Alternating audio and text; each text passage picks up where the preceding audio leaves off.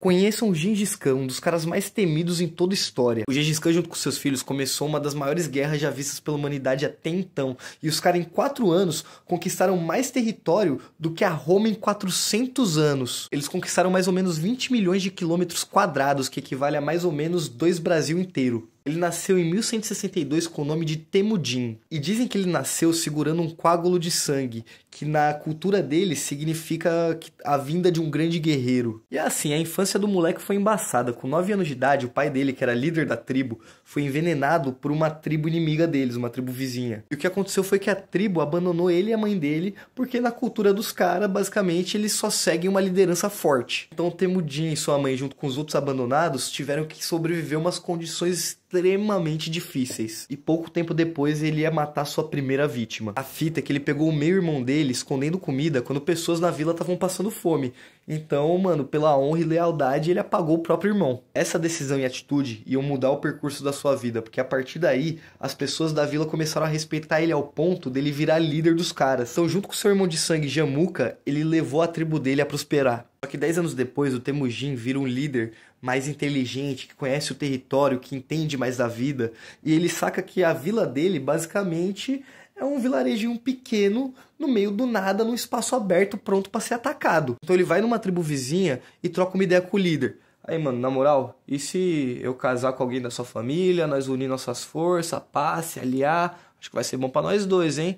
E a parada dá certo. Ele, além de ganhar uma esposa que ama ele, faz de tudo por ele também ganhou um exército. Que logo logo Temujin ia ter um problema, e o nome desse problema é a tribo de Merket. Essa tribo invadiu a tribo dele, matou uma galera, tacou fogo em tudo, e o pior, sequestraram a esposa do mano. Então Temujin e o Jamuka, que conseguiram escapar, foram num clã que era aliado do pai deles, pedir ajuda pros caras, falar, mano, na moral, os caras acabou com nossa tribo, nós tem que se vingar. E os caras ajudaram. Então Temujin lidera pela primeira vez um exército e vai até as montanhas buscar os caras do Merket.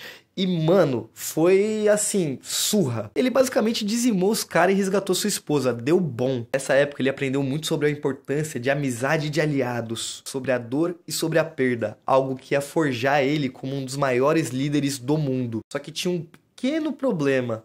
Ele e o Jamuka tinham visões de governo muito diferentes. Tipo assim, o Gengis Khan acreditava que qualquer pessoa que tenha talento e saiba fazer algo, ela precisa ser valorizada. Enquanto o Jamuka só acreditava que pessoas da nobreza que realmente mereciam respeito. É o playboy contra a quebrada, sempre. Então o clã dos caras se dividiu em dois e demorou 2 anos para eles se tromarem novamente. E isso foi no campo de batalha, onde o Jamuka basicamente amassou as tropas inexperientes. Depois disso, Temujin jurou vingança e jurou que nunca mais ia perder. Então ele se preparou. Em 1204 eles batalharam de novo, só que dessa vez o exército do Temujin estava usando cavalos e arco e flecha, algo que o exército do Jamuka não tinha.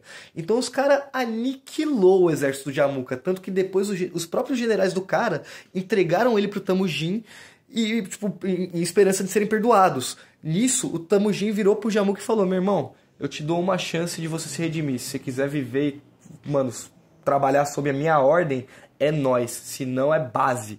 E o Jamuka decidiu ir de base. Foi aí que Temujin unificou todas as tribos da Mongólia e recebeu o título de Gengis Khan, ou Rei Universal. Se liga, o cara começou a ficar paranoico com o Império Chinês, porque a brisa é o seguinte, eles estavam do lado dos China. Então o Gengis Khan falou, mano, é óbvio que o imperador da China não vai deixar uma nação do tamanho que a nossa tem ficar do lado dele de boa. Então é melhor nós atacar primeiro. Então eles foram pra China e eles começaram a entrar lá, mano, saquear tudo que tinha pra saquear, matar todo mundo, abusar das mulheres. O bagulho foi insano, foi violento. Só que de repente, quando eles chegam a Beijing, eles têm uma grande surpresa. Esse murão. Basicamente, Beijing, na época, era a cidade tecnologicamente mais avançada do mundo. Só que o Gengis Khan não era bobo. Ele tinha sequestrado alguns engenheiros chineses. Então, tipo assim, ele obrigou esses engenheiros a fazerem armas de longa distância pros caras. Além disso, ele começou a cortar as rotas de suprimento que entravam pra cidade. Então, lentamente, as pessoas de Beijing começaram a basicamente morrer de fome. Pessoas começaram a virar canibalistas pra, mano, tentar sobreviver.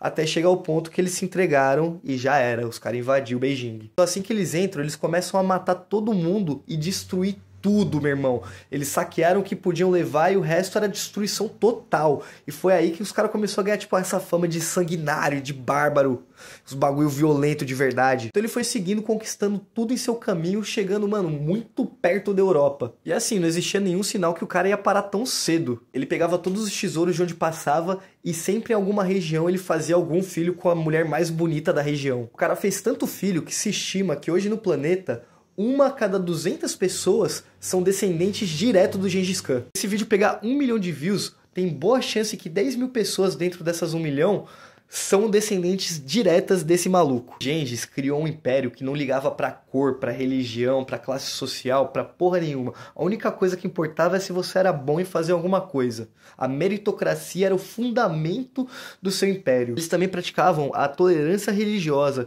o que fez a nação deles virar uma das nações mais diversas e culturais no mundo. Ele também dava terreno para clãs que ele conquistava e ele criou leis gerais para a nação dele, que todos os territórios separados tinham que seguir. Uma dessas leis, inclusive, era a proibição de escravizar o seu próprio povo. Ah, e não só isso, ele também reabriu a Rota de Seda, que foi uma das rotas de mercado mais lucrativas nos tempos antigos. Tipo assim, não era só exportação de mercadoria, era exportação de cultura, era exportação de religião, de informação entre nações, e o bagulho era tão seguro que se diz que, tipo, se você pegasse a Rota da Seda no terreno do Gengis Khan e você atravessasse a nação dele de uma ponta a outra, você podia, mano, colar uma placa de ouro na sua testa que nada ia acontecer com você. Só que com 65 anos de idade, o Gengis Khan faleceu e o motivo ninguém sabe exatamente. Tipo, pessoas dizem que ele teve alguma doença, ou que ele caiu do cavalo e se feriu, ou que, mano, um raio atingiu ele. Tem muitas histórias, mas ninguém sabe exatamente o que rolou. O filho mais velho dele herdou seu império, que foi lentamente diminuindo de tamanho e se quebrando em pedaços até chegar no tamanho que tá hoje. Ele foi enterrado num lugar secreto, onde as pessoas que enterraram ele foram apagadas pelo filho dele pra, mano, o segredo nunca vazar. O mais bizarro é que mesmo o Gengis Khan sendo um dos caras mais brutais, mais sanguinários do mundo, o império dele também foi um dos impérios mais culturais que existiu. A tecnologia e a cultura foram cruciais para o crescimento que eles tiveram e para o controle que eles tiveram sobre o território deles. Em suas últimas palavras, ele disse o seguinte: eu conquistei o maior império para vocês, e minha vida foi curta demais para conquistar o mundo. Isso eu deixo na mão de vocês. Ele guardava o seu ódio somente para os seus inimigos, porque com sua própria nação ele sempre foi muito justo.